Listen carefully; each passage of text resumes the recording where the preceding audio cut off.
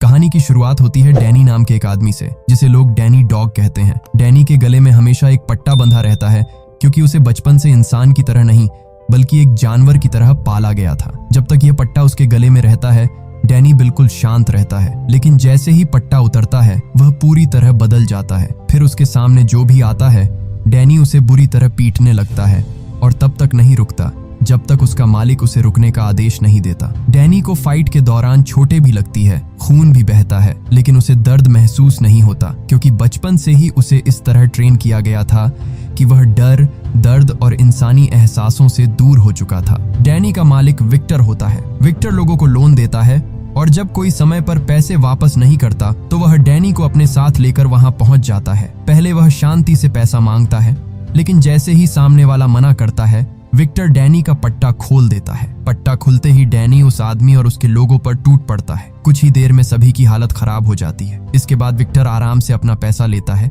और उस आदमी को धमकी देता है कि अगली बार पैसे समय पर नहीं मिले तो वह डैनी को नहीं रोकेगा। इसके बाद विक्टर डैनी को ऐसे ही कई लोगों के पास लेकर जाता है। जहां भी कोई पैसा देने से मना करता, विक्टर डैनी का पट्टा खोल देता और डैनी सबको पीटकर उससे पैसा वसूलवा देता। लेकिन इतना सब करने के बाद भी विक्टर डैनी को कोई इज्जत नहीं देता। उसके लिए डैनी इंसान नहीं, सिर्फ पैसा वसूलने का हथियार था। काम खत्म होते ही विक्टर उसे वापस अपने अड्डे पर ले जाता और एक कुत्ते की तरह पिंजरे में बंद कर देता। डैनी के पास न रहने के लिए कमरा था, न सोने के लिए बिस्तर और न ही बात करने वाला कोई अपना इंसान। एक दिन फाइट के बाद डैनी वापस आता है।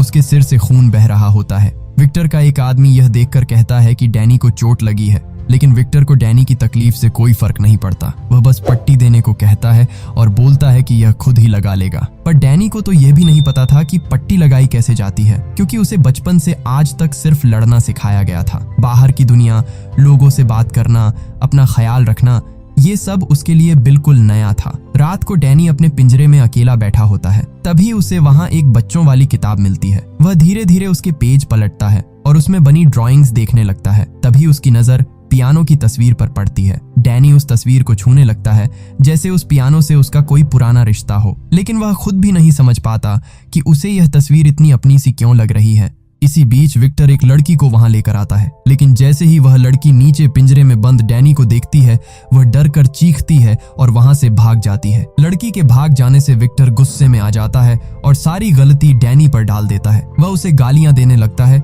लेकिन डैनी चुपचाप सब सुनता रहता है। उसे न अपने अपमान का मतलब समझ आता है, न अपने दर्द का। अगले दिन विक्टर फिर से डैनी को काम पर लेकर जाता है। इस बार उसे एक बॉक्सिंग क्लब के मालिक से पैसा वसूलना था। बॉक्सिंग क्लब का मालिक विक्टर को डराने के लिए एक बड़े पहलवान को सामने खड़ा कर देता है, लेकिन जैसे ही विक्टर डैनी का पट्टा खोलता है, डैनी वहां मौजूद लोगों को कुछ ही पलों में गिरा देता है। ये देखकर वह पहलवान भी पीछे हट जाता है और लड़ने से मना कर देता है। अब बॉक्सिंग क्लब का मालिक समझ जाता है कि डैनी से पंगा लेना भारी पड़ेगा। मजबूरी में वह विक्टर को पैसे दे देता है। इसके बाद विक्टर डैनी को लेकर एक बड़े स्मगलर के पास पहुंचता है। ये आदमी सोने और हीरों का धंधा करता था। विक्टर इस बार उससे थोड़ा संभल कर पैसे मांगता है, लेकिन स्मगलर चालाक था। उसे पता था कि अगर डैनी का पट्टा खुल गया तो यहाँ कोई नहीं बचेगा, इसीलिए वह पट्टा खुलने से पहले ही अपने लोगों से विक्टर को पकड़वा देता है। गुंडे विक्टर को बुरी तरह पीटने लगते हैं। ये सब डैनी की आंखों के सामने हो रहा था, लेकिन डैनी कुछ नहीं करता, क्योंकि उसके गले में अभी भी पट्टा बंधा था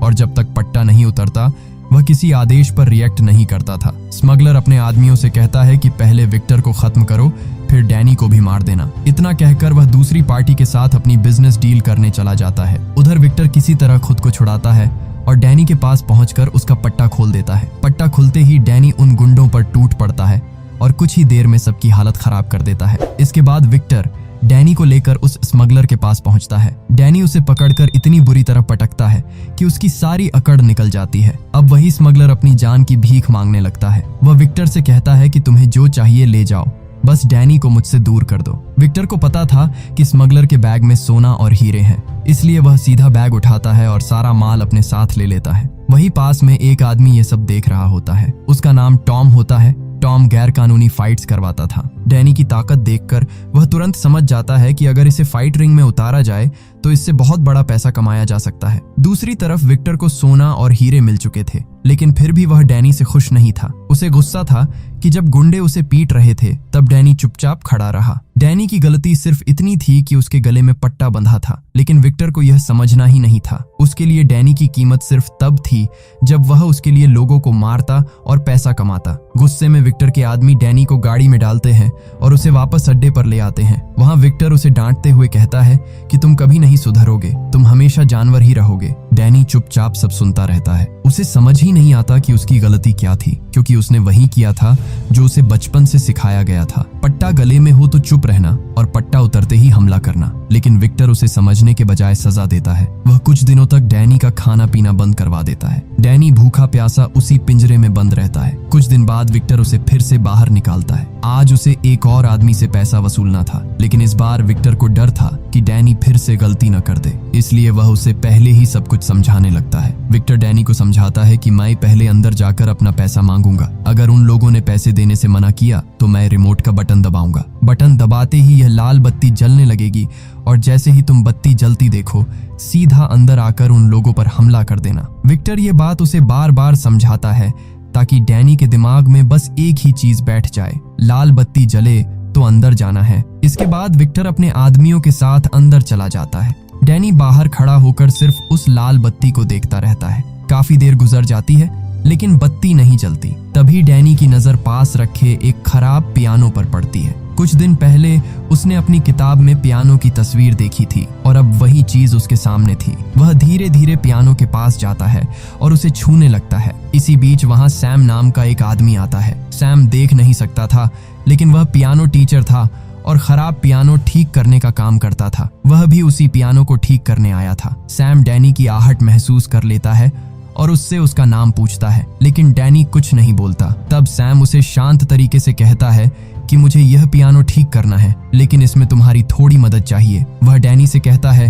कि मैं दूसरी तरफ रहूंगा, जब मैं बोलूं तब तुम पियानो के बटन दबाना। डैनी चुपचाप वैसा ही करता है। वह पियानो के बटन दबाता है और सैम उसके सुर ठीक करने लगता है। पियानो की आवाज सुनकर डैनी के चेहरे पर पहली बार अजीब सी शांति दिखाई देती है। वह पियानो में इतना खो जाता है कि लाल बत्ती को देखना ही भूल जाता है। तभी सैम कहता है कि मुझे टिक टिक जैसी आवाज सुनाई दे रही है। यह सुनते ही डैनी तुरंत लाल बत्ती की तरफ देखता है। बत्ती लगातार जल और बुझ रही होती है। डैनी घबराकर अंदर भागता है, लेकिन अब तक देर हो चुकी थी। अंदर गुंडों ने विक्टर को बुरी तरह पीट दिया था। विक्टर दर्द में था, लेकिन उससे ज्यादा गुस्से में था, क्योंकि वह काफी देर से लाल बत्ती जला रहा था और डैनी बाहर पियानो में खोया हुआ था। विक्टर उसे वापस अड्डे पर ले जाता है और फिर से पिंजरे में बंद कर देता है। डैनी चुपचाप पिंजरे में बैठ जाता है और विक्टर सोचने लगता है कि इस बार उसे कौन सी सजा दी जाए। तभी विक्टर का एक आदमी आकर बताता है कि बॉस, आपसे कोई मिलना चाहता है। पहले तो विक्टर मना कर देता है, लेकिन जब उसे पता चलता है कि वह आदमी बहुत पैसे वाला है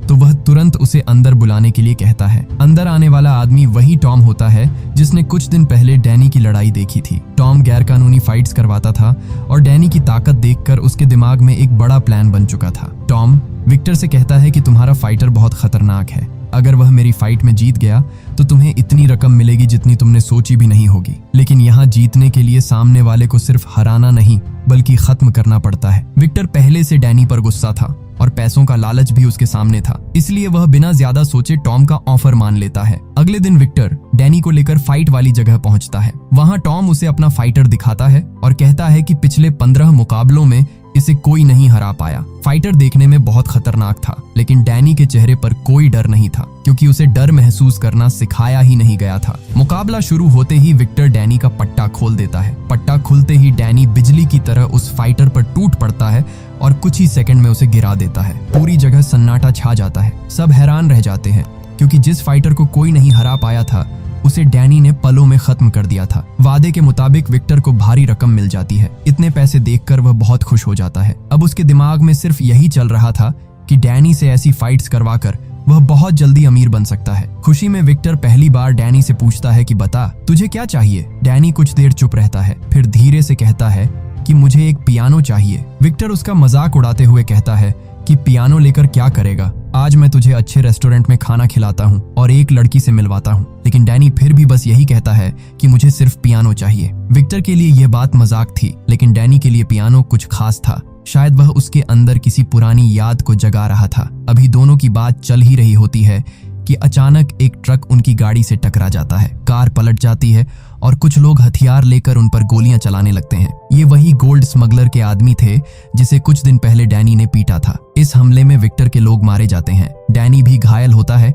लेकिन किसी तरह वहां से बचकर भाग निकलता है। घायल हालत में डैनी उसी जगह पहुंचता है जहां उसकी पहली मुलाकात सैम से हुई थी। सैम वही पियानो ठीक कर रहा होता है। वह डैनी की आहट सुनकर समझ जाता है कि कोई उसके पास आया है। डैनी की हालत बहुत खराब होती है। उसके शरीर से खून बह रहा होता है और कुछ ही देर में वह वहीं बेहोश हो जाता है। जब डैनी को होश आता है तो वह खुद को एक कमरे में बेड पर पाता है, लेकिन उसे आराम नहीं, डर महसूस होता है, क्योंकि उसने जिंदगी में कभी बिस्तर पर सोना सीखा ही नहीं था। विक्टर ने उसे हमेशा पिंजरे में जमीन पर सुलाया था। डर के मारे डैनी बेड के नीचे छिप जाता है। कुछ देर बाद सैम कमरे में आता है। वह डैनी को बाहर आने के लिए मजबूर नहीं करता, बस चुपचाप खाना बेड के नीचे रख कर चला जाता है। डैनी के लिए ये सब नया था। आज तक उसे सिर्फ डांट और आदेश मिले थे, लेकिन पहली बार कोई उसे प्यार से समझने की कोशिश कर रहा था। कुछ दिन तक डैनी कमरे से बाहर नहीं आता। एक दिन वह धीरे धीरे बाहर निकलता है और सैम को पियानो बजाते हुए देखता है। पियानो की आवाज सुनकर वह वहीं रुक जाता है। उसके चेहरे पर पहली बार शांति दिखाई देती है।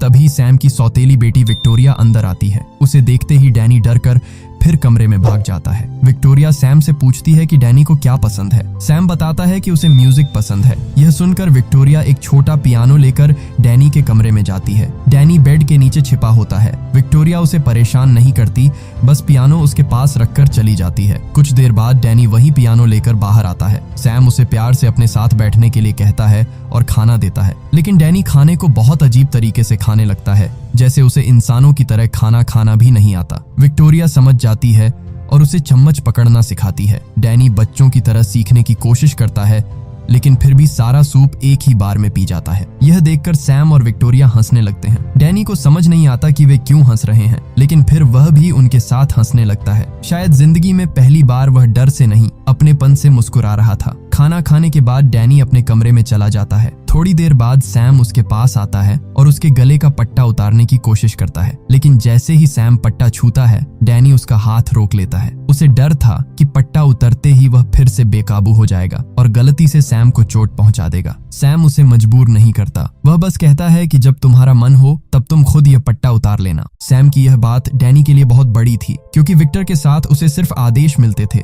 लेकिन सैम पहली बार उसे अपनी मर्जी से जीना सिखा रहा था। अगले दिन सैम डैनी को मार्केट लेकर जाता है। वहाँ वह उसे सामान खरीदना, पैसे देना और लोगों के बीच रहना सिखाता है। डैनी हर चीज को ध्यान से देखता है। उसके लिए यह सब बिल्कुल नया था। जो चीजें आम लोगों के लिए साधारण थीं, वही डैनी के लिए नई दुनिया जैसी थीं। घर लौटने के बाद सैम उसे खाना बनाना सिखाता है। डैनी बच्चों की तरह हर चीज सीखने की कोशिश करता है। धीरे धीरे उसे समझ आने लगता है कि जिंदगी सिर्फ लड़ाई और आदेश मानने का नाम नहीं होती। शाम को सैम डैनी से कहता है कि विक्टोरिया की कॉलेज से छुट्टी हो गई होगी, तुम जाकर उसे घर ले आओ। डैनी पहले थोड़ा झिझकता है, लेकिन फिर सैम की बात मानकर चला जाता है। रास्ते में विक्टोरिया उसे आइसक्रीम खिलाती है, सिनेमा में फिल्म दिखाती है और धीरे धीरे पियानो बजाना भी सिखाती है। विक्टोरिया के साथ डैनी पहली बार डर के बिना जिंदगी महसूस कर रहा था। रात को डैनी, विक्टोरिया और उसके पेरेंट्स की तस्वीर देखता है। जब वह इस बारे में सैम से पूछता है तो सैम उसे बताता है कि विक्टोरिया उसके दोस्त की बेटी है। उसके पिता की एक एक्सीडेंट में मौत हो गई थी। बाद में सैम ने विक्टोरिया की मां से शादी की, लेकिन कुछ समय बाद एक और एक्सीडेंट में विक्टोरिया की मां की मौत हो गई और सैम की आंखों की रोशनी चली गई। यह सुनकर डैनी को सैम और विक्टोरिया के लिए बहुत बुरा लगता है। उसे पहली बार समझ आता है कि दर्द सिर्फ उसके पास नहीं है। इस घर में रहने वाले लोग भी दुख से गुजरे हैं, लेकिन फिर भी एक दूसरे को संभाल रहे हैं। धीरे धीरे डैनी खुद को इस परिवार का हिस्सा समझने लगता है। वह नॉर्मल जिंदगी जीना सीख रहा था, लेकिन उसके गले में बंधा पट्टा अभी भी उसे उसके पुराने अतीत से जोड़े हुए था। एक दिन विक्टोरिया प्यार से उसके गले का पट्टा उतारने की कोशिश करती है। पट्टा छूते ही डैनी डर जाता है क्योंकि उसे लगता है कि पट्टा उतरते ही वह फिर से बेकाबू हो जाएगा और कहीं विक्टोरिया को चोट न पहुंचा दे। विक्टोरिया उसे समझाती है कि तुम अब पहले जैसे नहीं रहे, तुम उस पुरानी जिंदगी से बाहर आ चुके हो, बस यह आखिरी चीज है जिसे हटाकर तुम सच में आजाद हो जाओगे। डैनी चुपचाप खड़ा रहता है। विक्टोरिया धीरे से उसका पट्टा उतार देती है, लेकिन इस बार कुछ नहीं होता। डैनी शांत रहता है। उसी पल डैनी को एहसास होता है कि असली कंट्रोल पट्टे में नहीं, उसके अपने अंदर था। अब वह सच में विक्टर की गुलामी से आजाद हो चुका था। रात को सैम डैनी को अपने साथ काम पर लेकर जाता है। वहाँ सैम एक पियानो ठीक कर रहा होता है और डैनी उसकी मदद करता है। इसी दौरान सैम बताता है कि विक्टोरिया की पढ़ाई पूरी होते ही वे लोग न्यूयॉर्क वापस चले जाएंगे। ये सुनकर डैनी उदास हो जाता है। उसे लगता है कि जिस परिवार को उसने पहली बार अपना समझा था वह भी उससे दूर चला जाएगा। लेकिन तभी सैम कहता है कि मैं चाहता हूँ तुम भी हमारे साथ चलो, अब तुम भी हमारी फैमिली का हिस्सा हो और तुम्हारे बिना हमारी फैमिली अधूरी है। ये सुनते ही डैनी खुश हो जाता है और सैम को गले लगा लेता है। शायद जिंदगी में पहली बार किसी ने उसे अपने परिवार में जगह दी थी। काम खत्म होने के बाद सैम डैनी को कुछ पैसे देता है और कहता है कि तुमने भी मेरी मदद की है, इसलिए इन पैसों में तुम्हारा भी हिस्सा है, जाओ अपने लिए कुछ खरीद लो। डैनी खुशी खुशी शॉपिंग मॉल जाता है और अपने लिए सामान खरीदता है, लेकिन जैसे ही वह बाहर निकलता है उसके सामने विक्टर का एक आदमी आ जाता है। वह डैनी को पहचान लेता है और कहता है कि हम तुम्हें बहुत दिनों से ढूंढ रहे थे, चलो बॉस तुम्हारा इंतजार कर रहे हैं। डैनी अब उस पुरानी जिंदगी में वापस नहीं जाना चाहता था, इसलिए वह साफ मना कर देता है। लेकिन वह आदमी उसे धमकाता है कि अगर वह वापस नहीं गया तो विक्टर उसे ढूंढने के लिए गुंडे भेज देगा। डैनी समझ जाता है कि अगर वह वापस नहीं गया तो विक्टर सैम और विक्टोरिया तक भी पहुंच सकता है, इसलिए वह ना चाहते हुए भी वापस विक्टर के पास लौट आता है। विक्टर डैनी को देखकर खुश होता है, लेकिन यह खुशी प्यार की नहीं लालच की थी, क्योंकि डैनी उसके लिए परिवार नहीं पैसा कमाने की मशीन था। दरअसल गोलीबारी वाले हमले में विक्टर भी बुरी तरह घायल हुआ था और कई महीनों तक हॉस्पिटल में रहा, लेकिन ठीक होते ही उसके दिमाग में फिर वही पुराना लालच आ गया, डैनी से फाइट करवा कर पैसा कमाना। डैनी विक्टर के पास आते ही उससे पूछता है कि क्या आप मेरी माँ को जानते हो? विक्टर तुरंत झूठ बोलता है कि मुझे तुम्हारी माँ के बारे में कुछ नहीं पता, तुम मुझे सड़क किनारे अधमरी हालत में मिले थे, मैंने तुम्हें उठाया, पाला और जिंदा रखा। आज विक्टर बड़े प्यार से बात कर रहा था, लेकिन डैनी अब पहले जैसा नहीं रहा। उसे साफ महसूस हो रहा था कि विक्टर की बातों में अपनापन नहीं, सिर्फ फायदा छुपा है। अगले दिन विक्टर फिर से डैनी के गले में पट्टा डालता है और उसे फाइट के लिए ले जाता है। वहां उनकी मुलाकात टॉम से होती है। टॉम बताता है कि आज की फाइट पहले से ज्यादा खतरनाक होगी, क्योंकि इस बार रिंग में हथियार भी इस्तेमाल होंगे। वह एक खतरनाक फाइटर दिखाता है जिसने कुछ देर पहले ही दूसरे फाइटर की जान ले ली थी, लेकिन विक्टर को इससे कोई फर्क नहीं पड़ता। उसके लिए डैनी की जान से ज्यादा जरूरी पैसा था। फाइट शुरू होती है। विक्टर डैनी का पट्टा खोलता है और उसे सामने वाले फाइटर को खत्म करने का आदेश देता है, लेकिन इस बार डैनी पहले जैसा नहीं था। वह शांत खड़ा रहता है और साफ कहता है कि मैं किसी को चोट नहीं पहुंचाना चाहता। यह सुनकर विक्टर गुस्से में उसे रिंग के अंदर धक्का दे देता है। अंदर गिरते ही वह खतरनाक फाइटर डैनी पर हमला कर देता है, लेकिन डैनी लड़ने के बजाय सिर्फ खुद को बचाता रहता है। फाइटर लगातार उस पर वार करता है। एक पल के लिए डैनी गुस्से में उसे मारने के लिए हाथ उठाता है, लेकिन आखिरी समय पर खुद को रोक लेता है। अब वह किसी की जान नहीं लेना चाहता था। यह देखकर टॉम और विक्टर दोनों भड़क जाते हैं। विक्टर गुस्से में एक कुल्हाड़ी रिंग में फेंकता है और डैनी से कहता है कि इसे मार डाल, लेकिन डैनी कुल्हाड़ी को हाथ तक नहीं लगाता। मौका देखकर सामने वाला फाइटर वही कुल्हाड़ी उठा लेता है और डैनी पर हमला करने लगता है। डैनी फिर भी उसे मारने के बजाय सिर्फ बचने की कोशिश करता है। ये देखकर टॉम कुछ और फाइटर्स को रिंग में उतार देता है। अब सभी मिलकर डैनी को बुरी तरह पीटने लगते हैं। डैनी काफी देर तक खुद को रोकता है, लेकिन जब बात उसकी जान पर आ जाती है तो वह जवाब देना शुरू कर देता है।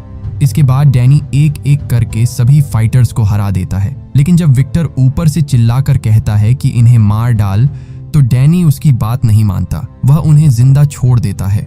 यही पल दिखाता है कि डैनी अब विक्टर का गुलाम नहीं रहा, वह अब अपने फैसले खुद लेने लगा था। विक्टर यह देखकर बहुत गुस्सा हो जाता है, क्योंकि नियम के हिसाब से फाइटर्स को मारे बिना उसे पैसा नहीं मिलने वाला था। गुस्से में वह डैनी को वापस अड्डे पर ले जाता है, उसे बुरी तरह पिटवाता है और फिर से पिंजरे में बंद कर देता है। दूसरी तरफ सैम और विक्टोरिया डैनी के लिए बहुत परेशान होते हैं। उन्हें समझ नहीं आता कि वह अचानक कहां चला गया। उन्हें यह भी नहीं पता था कि डैनी फिर से उसी नरक में फंस चुका है जहां से वह बड़ी मुश्किल से बाहर निकला था। अब डैनी पिंजरे में बंद बैठा होता है, लेकिन इस बार उसके मन में डर से ज्यादा घर लौटने की चाहत थी। वह अब सैम और विक्टोरिया के साथ रहना चाहता था, इसीलिए वह किसी तरह पिंजरे से बाहर निकलता है और विक्टर के कमरे में पहुंच जाता है। वहां उसे बहुत सारी तस्वीरें मिलती हैं। उन्हीं तस्वीरों में उसे अपने बचपन की एक फोटो दिखती है जिसमें वह अपनी माँ के साथ खड़ा होता है। यह देखकर डैनी अंदर तक हिल जाता है, क्योंकि विक्टर ने तो कहा था कि उसे डैनी सड़क किनारे मिला था। फिर उसके पास डैनी और उसकी माँ की फोटो कैसे आई? डैनी तुरंत विक्टर से पूछता है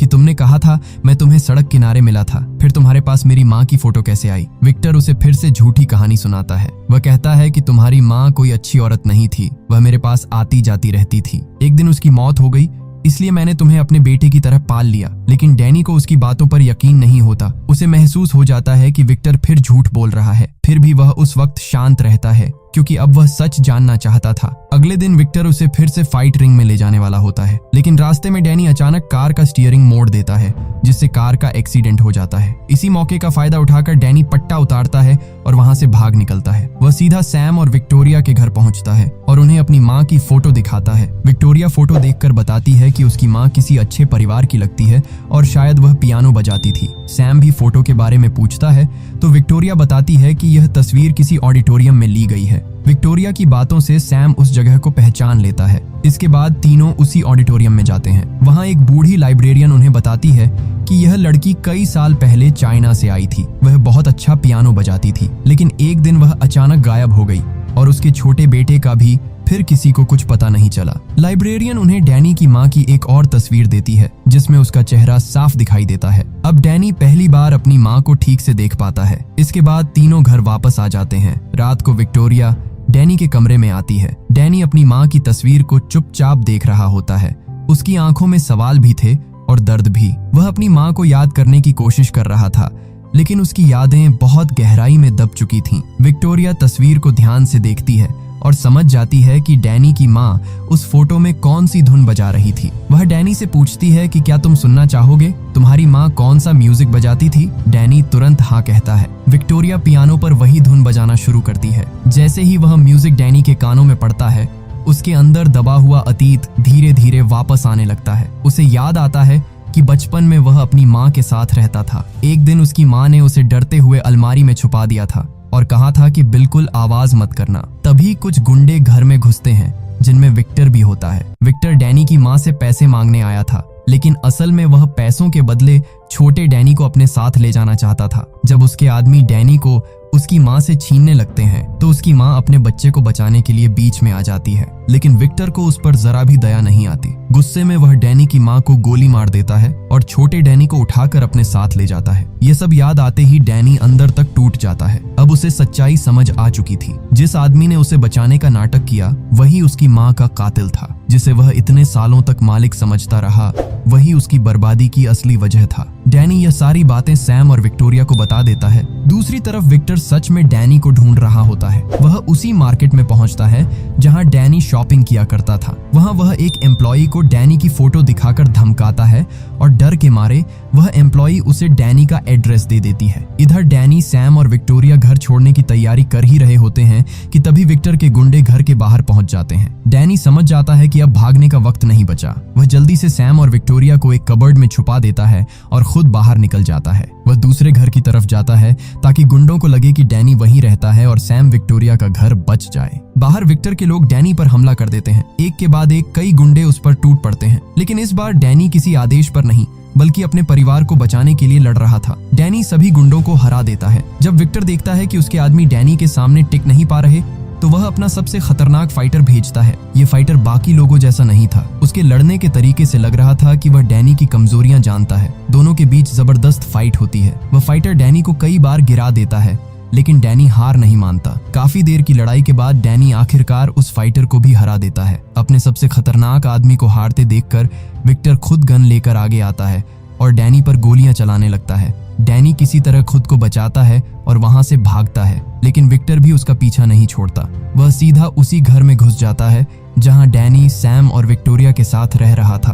अंदर उसे जमीन पर डैनी का वही पट्टा मिल जाता है। पट्टा देखते ही विक्टर समझ जाता है कि डैनी यहीं रह रहा था। तभी उसकी नजर डैनी पर पड़ती है। वह तुरंत उस पर गन तान देता है और कहता है कि यह तुम्हारा घर नहीं है। तुम इस घर के लिए नहीं, उस पिंजरे के लिए बने हो। विक्टर उसे तोड़ने की कोशिश करता है। वह कहता है कि अगर तुम मेरे साथ वापस चलो तो मैं सैम और विक्टोरिया को छोड़ दूंगा, वरना तुम्हारी वजह से ये दोनों भी मारे जाएंगे। ये सुनकर डैनी धीरे धीरे विक्टर की तरफ बढ़ने लगता है। उसे डर था कि कहीं सैम और विक्टोरिया को कुछ न हो जाए। विक्टर खुश हो जाता है क्योंकि उसे लगता है कि डैनी फिर से उसके कंट्रोल में आ गया। वह डैनी को पट्टा पहनाने लगता है, लेकिन तभी डैनी उसका हाथ रोक लेता है। फिर डैनी उसकी आंखों में देखकर कहता है, अब से यही मेरा घर है। ये सुनते ही विक्टर का चेहरा बदल जाता है। अगले ही पल डैनी उस पर टूट पड़ता है। आज वह सिर्फ अपनी आजादी के लिए नहीं बल्कि अपनी माँ के लिए भी लड़ रहा था, जिसे विक्टर ने उससे छीन लिया था। डैनी विक्टर को बुरी तरह पीटता है और उसे खत्म करने ही वाला होता है, लेकिन सैम और विक्टोरिया उसे रोकने की कोशिश करते हैं क्योंकि वे नहीं चाहते थे कि डैनी फिर से वही बन जाए जो विक्टर ने उसे बनाया था। विक्टर आखिरी बार उसे भड़काने के लिए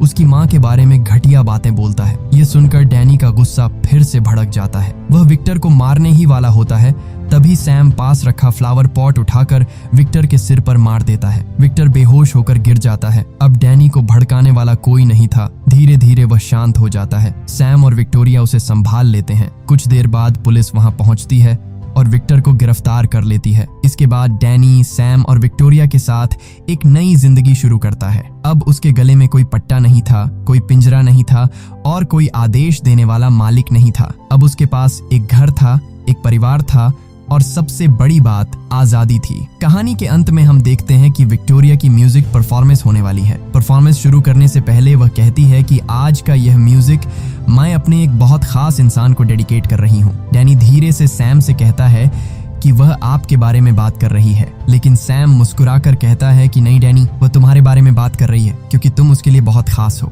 इसके बाद विक्टोरिया वही धुन बजाना शुरू करती है जिसे डैनी की माँ ने लिखा था। उस म्यूजिक को सुनकर डैनी के चेहरे पर सुकून भरी मुस्कान आ जाती है क्योंकि आज पहली बार उसे अपनी माँ की याद दर्द की तरह नहीं बल्कि प्यार की तरह महसूस हो रही थी। जिस डैनी को दुनिया ने जानवर बना दिया था, उसे सैम, विक्टोरिया और म्यूजिक ने फिर से इंसान बना दिया। और इसी के साथ यह कहानी खत्म हो जाती है।